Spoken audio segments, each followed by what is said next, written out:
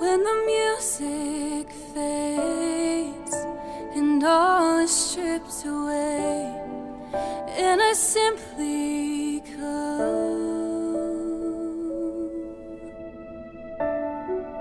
longing just to bring. Sabi ng salita ng Diyos, makinig kayo sa akin. Kayong nagsasabi, ngayon o bukas ay pupunta kami sa ganito at ganoong bayan. At isang taon kami titigil doon, mangangalakal kami at kikita ng malaki. Verse 14, hindi ninyo alam kung ano ang mangyayari sa inyo sa araw ng bukas. Ang buhay ninyo'y parang usok lamang, sandaling lumilitaw at agad nawawala.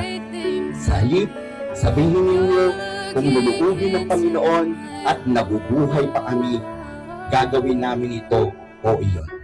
I'm coming back to the heart of worship, and it's all about you. It's all about you, Jesus. I'm sorry, Lord, for the thing I've made, when it's all about you. It's all about you.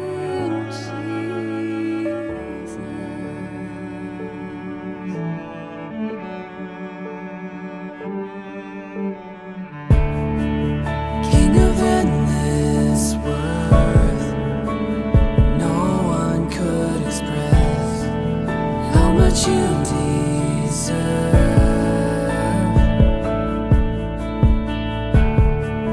Though I'm weak and poor, all I have is yours. Every single breath, I'll bring you more than a song, for a song in itself is not what you have. Dalamhati po kami sa pamilya po ng ni Nanay Isa. Nais po namin silang ipanalangin natin na kahit nandyan yung inner peace, inner joy, darating at darating, meron pong pagdadalamhati, meron patiyak, may pagluha. I'm coming back to the heart of worship, and it's all about you. It's all about you, Jesus.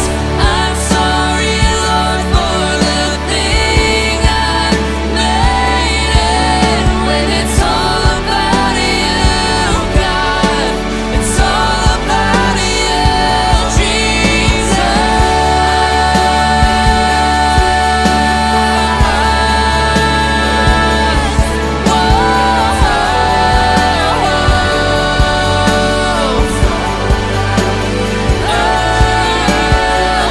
I'm sorry, Lord, for the thing I've made, when it's all about you, God. It's all about you. When it's all about you, Jesus. It's all about you. When it's all about you.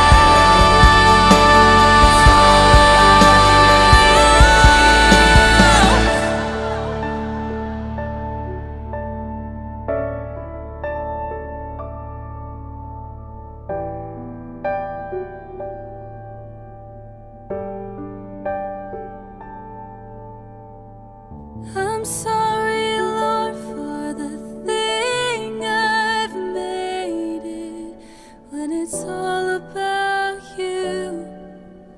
It's all about you, Jesus.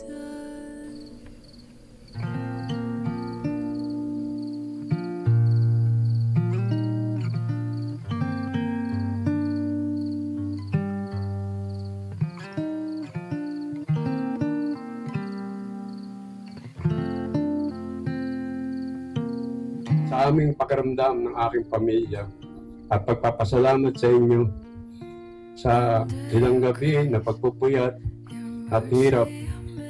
Pero handyan kayo at nakikita lamhati sa aming naramdaman ngayon. Ako po ay talagang nasaktan at nasasaktan. Pero masaya po ako sa pag-alis ng aking asawa dito sa mundong ito. Dahil po, alam kong masaya na po siya sa piling ng Panginoon. And I am found forever safe.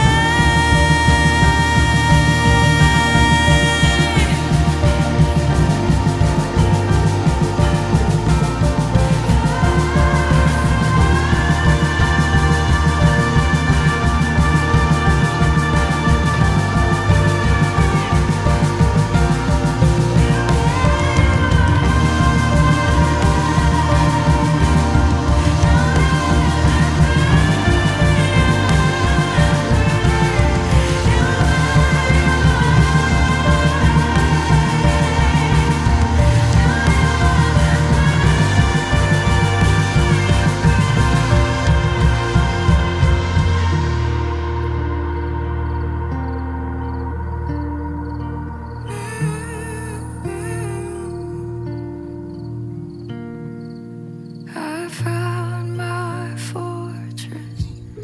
Since na maliliit pa kami po siguro ni Lisa yung partners in crime. Marami po kaming, kahit malayo ako,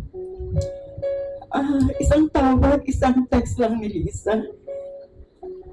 Kahit ano yung ginagawa ko, talagang pinipilit ko na magkaroon kami ng communication sa araw-araw, sa pangumusta, sa lahat ng bagay. Hindi nga po siya kapatid lang. Siya po yung aking best friend.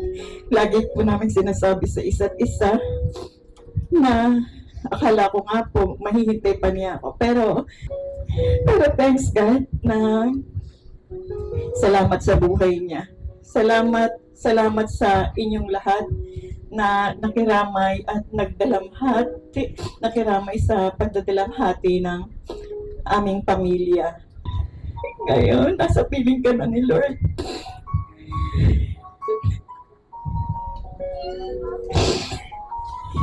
Ayoko magsalita pero